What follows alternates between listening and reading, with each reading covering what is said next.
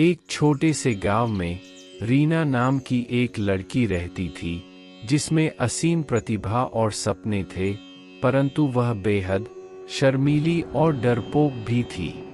उसके मन में यह डर बसा हुआ था कि लोग उसकी प्रतिभा की सराहना नहीं करेंगे या फिर उसके सपनों का मजाक उड़ाएंगे। इस डर ने उसे अपने खोल में सिमट कर रहने पर मजबूर कर दिया था। रीना का सपना था कि वह एक दिन महान गायिका बने। उसकी आवाज में वह कशिश थी जिसे सुनकर कोई भी मंत्रमुग्ध हो जाए, लेकिन अपने डर और शर्म के चलते उसने कभी भी जनता के सामने गाने का साहस नहीं जुटाया। एक दिन गांव में एक बड़ा मेला लगा जिसमें एक प्रतियोगिता का आयोजन किया गया, जहां सभी को अपनी प्रतिभा दिखाने का मौका मिलना था। रीना के मित्रों और परिवार ने उसे इसमें भाग लेने के लिए बहुत प्रोत्साहित किया। शुरुआत में रीना ने इनकार कर दिया। उसे लगता था कि वह सबके सामने गा नहीं पाएगी, उसके पैर कांपने लगेंगे, आवाज गले में अटक जाएगी। लेकिन उसके दिल में एक छोटी सी आशा की किरण भी थी। उसने सोचा, क्या हो अगर मैं सच में इसे कर पाई तो? रीना ने गहरी सांस ली और अपने डर का सामना करने का निर्णय लिया। उसने प्रतियोगिता में भाग लेने के लिए अपना नाम दर्ज करवाया। प्रतियोगिता के दिन रीना का दिल तेजी से धड़क रहा था। उसके हाथ कांप रहे थे और उसकी सांसें तेज हो गई थीं। जैसे ही उसका नाम पुकारा गया, उसने एक पल के लिए सोचा कि क्या वह वाकई में यह करने जा रही है। उसने अपनी आंखें बंद की, गहरी सांस ली और धीरे धीरे मंच की ओर बढ़ी। मंच पर पहुंचते ही रीना ने अपने आप को एक बड़ी भीड़ के सामने पाया। उसने अपनी आंखें खोली और देखा कि सभी की नजरें उस पर थीं।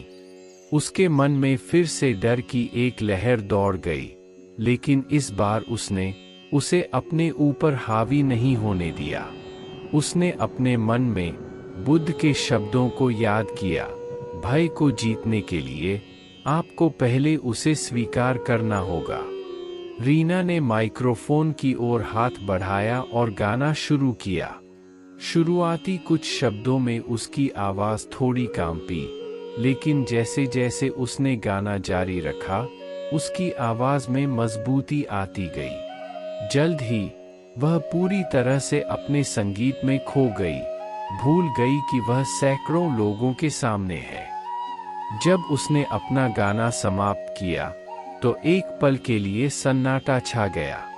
फिर पूरा मेला तालियों की गड़गड़ाहट से गूंज उठा। रीना ने अपनी आंखों में आंसू भरे देखा कि लोग उसकी प्रशंसा कर रहे थे। उस दिन उसने न केवल अपने डर और शर्म को पार किया, बल्कि उसने अपने आप को भी एक नई पहचान दी।